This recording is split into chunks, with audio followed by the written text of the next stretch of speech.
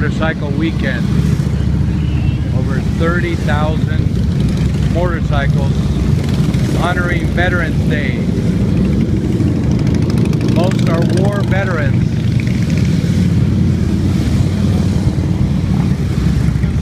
Riding down Constitution Boulevard in Washington, D.C.